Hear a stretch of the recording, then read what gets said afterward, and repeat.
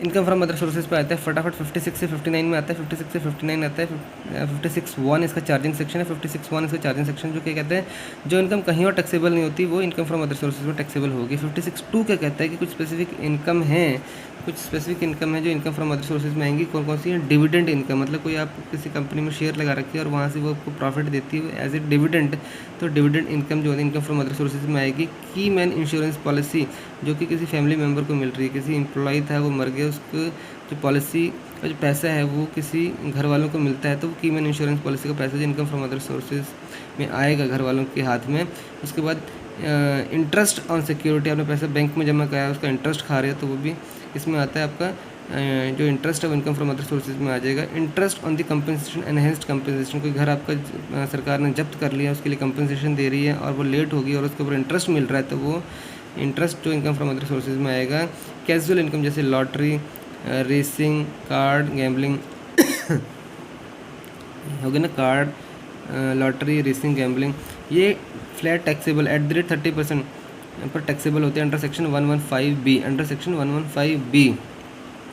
उसके बाद हो गया लेटिंग ऑफ द मशीनरी, मशीनरी दे रहे हो, प्लांट, फर्नीचर विद बिल्डिंग दे रहे हो आप, इसके लिए रेंट आप वसूल रहे हो तो वो भी इनकम फ्रॉम अदर सोर्सेज में आएगा। उसके अलावा एडवांस मनी सॉरी, अगर आप किसी ने घर खरीद रहे थे, एडवांस मनी दिया था और वो फोरफीट कर लिए, ठीक है, कैपिटल एसेट के ट्रांसफ़र करने के लिए आपने एडवांस दिया था और आपने नहीं खरीदा तो वो सेलर ने फोरफीट कर लिया, तो वो सेलर के हाथ में क्या होगा? इनकम फ्रॉम अदर सोर्सेज होगी। हमने बात किया था कि बायर के हैंड में अगर कुछ ऐसे केस होता है, सेलर मान जाता है तो वो कैपिटल गेन में जाता था, और अगर सेलर मुकर जाता है, सॉरी बायर मुकर जाता है और सेलर को पैसा एडवांस मनी फोरफीट कर लेता है तो वो इनकम फ्रॉम अदर सोर्सेज में आएगा।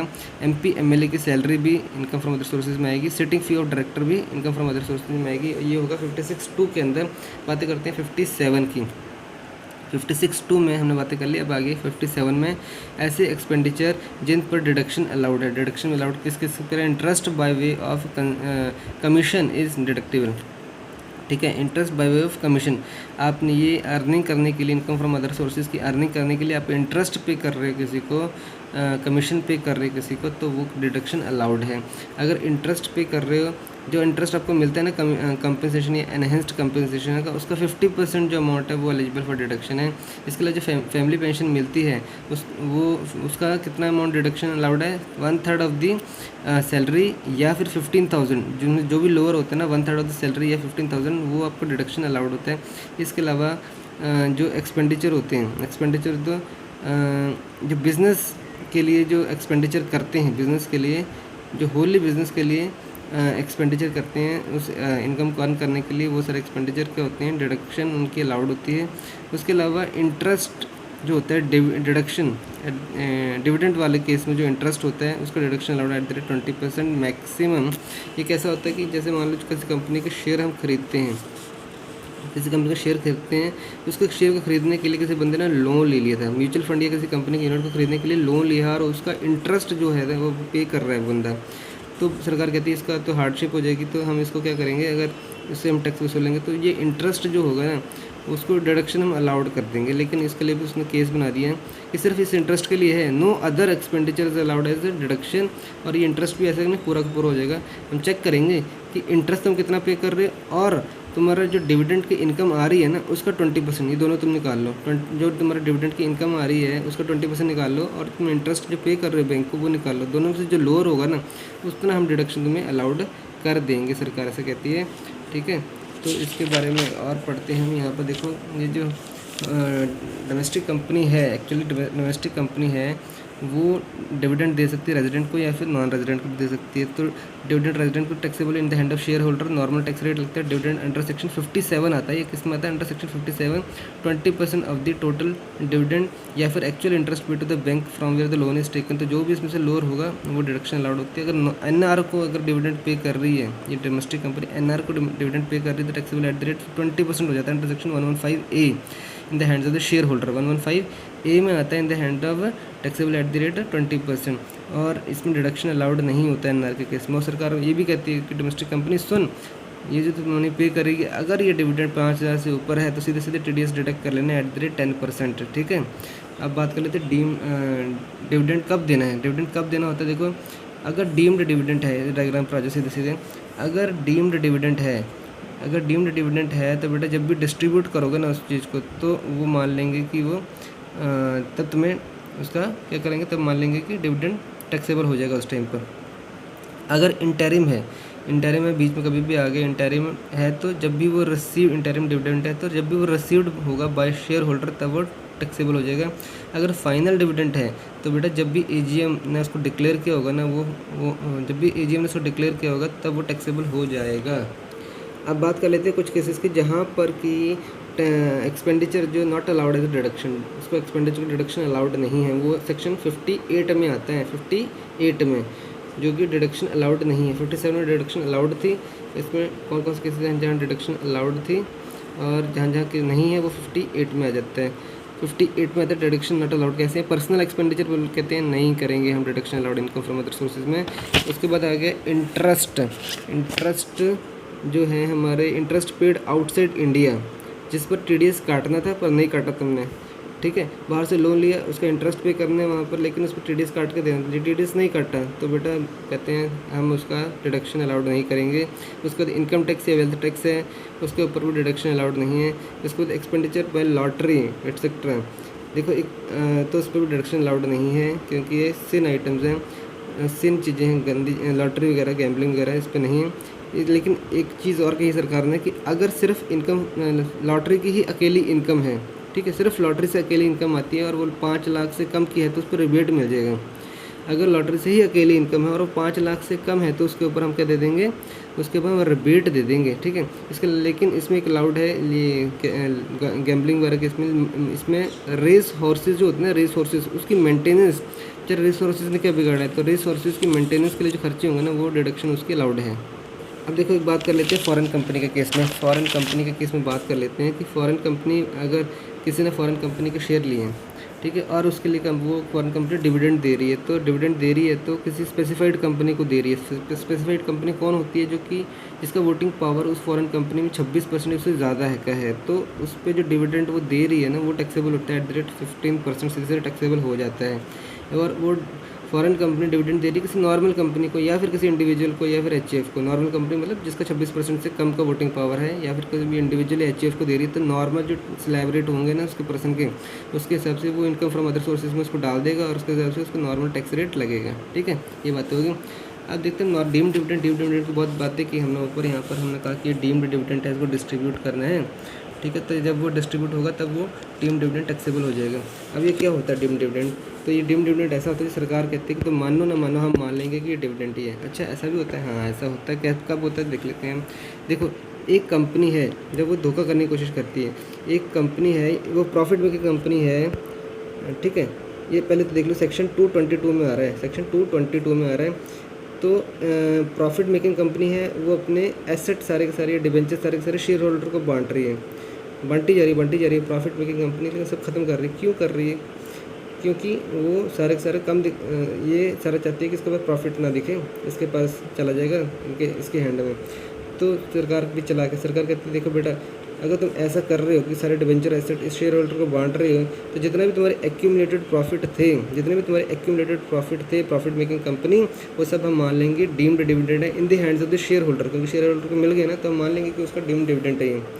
दूसरा केस क्या हो सकता है, प्रॉफिट मेकिंग कंपनी है, अपने सारे कैपिटल शेयर वो लिक्विडेट कर रही है, कैपिटल शेयर डाउन कर रही है। जैसे कि हमारा 10 रुपये का शेयर था उसे 1 रुपये कर दिया और बाकी 9 रुपये का शेयर होल्डर को बांट दी। तो सरकार भी चला के देखो तुम ऐसा कर रहे हो ना, हम समझ गए तुम क्यों कर रहे हो, तुम धोखा करने की कोशिश कर रहे हो, तुम अपना प्रॉफिट कम कर दोगे एकदम और इसके हाथ में पहुँच जाएगा वो पैसा। तो हम ऐसा करते हैं कि जितने भी तुम्हारे एक्यूमुलेटेड प्रॉफिट हैं, जो तुमने यहाँ बांट दिए हैं, वो सारे के सारे हम मान लेंगे deemed dividend in the hand of the share holder, हम मान लेंगे deemed dividend in the hand of the share holder, ठीक है। और एक और बात कर लेते हैं, यहाँ पर हमने नॉर्मली क्या लिखा है, बिजनेस जो बोनस शेयर होते हैं, बोनस वो इक्विटी शेयर होल्डर को मिलना चाहिए। इक्विटी शेयर मार्केट में नॉर्मली होते हैं वो इक्विटी शेयर होल्डर, तो नॉर्मल बोनस शेयर जो है इक्विटी शेयर होल्डर को मिलना चाहिए। लेकिन अगर आप bonus share preferential share holder को बांट रहे हो, प्रेफरेंशियल है जो शेयर होल्डर को बांट रहे हो, तब डीम्ड डिविडेंड जो होता है वो इन द हैंड्स ऑफ माना जाता है कि वो डीम्ड डिविडेंड ही है और वो टैक्सेबल हो जाता है इन the hand of the preferential share holder. यहाँ पर हम बात करें सेक्शन 222E की, ये डीम्ड डिविडेंड की बातें कर रहे हैं। ये स्पेसिफिक केस है लोन के केस में, सेक्शन 222E ये स्पेशल केस है। मतलब इस का एग्ज़ाम में आने के चांसेस रहते हैं इसके। एक प्राइवेट कंपनी है और वो लोन दे देती है अपने स्पेसिफाइड शेयर होल्डर को। स्पेसिफाइड शेयर होल्डर कौन है? जिसका वोटिंग पावर 10% से ज़्यादा हो या फिर 20% से ज़्यादा का प्रॉफिट शेयरिंग हो। हमने अभी बात की थी स्पेसिफाइड कंपनी की, जो कि जिसका वोटिंग पावर कितना होता था? ग्रेटर देन 26% होता था। वो क्या होती थी? हमारा स्पेसिफाइड कंपनी थी वो हमारी, ठीक है। हमने बात की थी फॉरेन कंपनी के केस में स्पेसिफाइड कंपनी की जिसका voting power greater than equal to 26% है। यहाँ पर हम बात कर रहे हैं स्पेसिफाइड शेयर होल्डर की बात कर रहे हैं। स्पेसिफाइड शेयर होल्डर जिसका वोटिंग पावर जो है ग्रेटर देन इक्वल टू 10% है या फिर greater than equal to 20% profit sharing है। तो उस केस में भी क्या होगा? उस केस में होगा कि वो जो लोन दिए है ना वो डीम्ड डिविडेंड मान लेंगे और टैक्सेबल बना देंगे उसको, ठीक है। Deemed dividend in the hand of specified share holder और टैक्सेबल हो जाएगा। अब बात कर लेते हैं फटाफट सेक्शन 56(2)(10) की। लास्ट है ये सेक्शन 56(2)(10), जो gift received by any person, कोई भी पर्सन अगर गिफ्ट रिसीव कर रहा है तो टैक्सेबिलिटी कैसे बनेगी इनकम फ्रॉम अदर सोर्सेज के अंदर, ठीक है। इसमें देखो बेटा 1, 2, 3 केसेस होते हैं, या तो मनी वाले गिफ्ट हैं, या तो मूवेबल प्रॉपर्टी के गिफ्ट है, या तो इमूवेबल प्रॉपर्टी के गिफ्ट है। मनी के गिफ्ट है, मूवेबल प्रॉपर्टी के गिफ्ट है, या इमूवेबल प्रॉपर्टी के गिफ्ट है। अब मूवेबल प्रॉपर्टी के 2 पार्ट बना लो, विदाउट कंसिडरेशन या फिर इनएडिक्वेट कंसिडरेशन, और इमूवेबल प्रॉपर्टी के भी 2 पार्ट बना लो, without consideration, inadequate consideration. Total बन गए 1, 2, 3, 4, 5 पार्ट बन जाएंगे इसके, और चारों को अलग अलग ही एग्रीगेट करके चेक करना है कि इनकी टैक्सेबिलिटी बन रही है कि नहीं बन रही है। हमेशा ध्यान रखना है कि चारों को अलग अलग एग्रीगेट करके, पाँचों को 1, 2, 3, 4, पाँचों को अलग अलग एग्रीगेट करके, पाँचों को अलग अलग एग्रीगेट करके चेक करना है कि सबकी टैक्सेबिलिटी बन रही है कि नहीं बन रही है, ठीक है। तो मतलब जैसे कि मनी वालों से एग्रीगेट करना, मूवेबल विदाउट कंसिडरेशन इनसे ही करना, मूवेबल इन एडिक्वेट कंसिडरेशन इनको करना, इमूवेबल विदाउट कंसिडरेशन अलग से, immovable without in adequate consideration अलग से एग्रीगेट करना और चेक करना है कि टैक्सेबिलिटी बन रही है कि नहीं बन रही है। मनी वाले केस में क्या करना है कि जितने भी मनी वाले पैसे गिफ्ट तुम्हें मिल रहे हैं तो सबको एग्रीगेट करो। अगर 50,000 से ज़्यादा है तो पूरी अमाउंट, ध्यान दो पूरी अमाउंट बोला है मैंने। अगर मान लो गिफ्ट मिले 60,000 के, तो ये नहीं कि डिफरेंस देखोगे, नहीं, पूरा अमाउंट 60,000 ही टैक्सेबल हो जाएगा। अगर 50,000 से 2,000 भी ज़्यादा हो गए तो 52,000 टैक्सेबल हो जाएगा। अगर 49 तक था कुछ भी टैक्सेबिलिटी नहीं थी, लेकिन जैसे 51,000 हुआ तो पूरे 51,000 टैक्सेबल हो गया, ठीक है। उसी तरह से हम आगे देखते हैं मूवेबल प्रॉपर्टी विदाउट कंसिडरेशन दे रहे, मूवेबल प्रॉपर्टी दे रहे विदाउट कंसिडरेशन, सबको एग्रीगेट कर लो जितनी भी मूवेबल प्रॉपर्टी विदाउट कंसिडरेशन है। तो फिर मार्केट वैल्यू चेक करनी है, अगर वो 50,000 से ऊपर है तो फुल वैल्यू टैक्सेबल हो जाएगी, फुल वैल्यू टैक्सेबल हो जाएगी, ठीक है।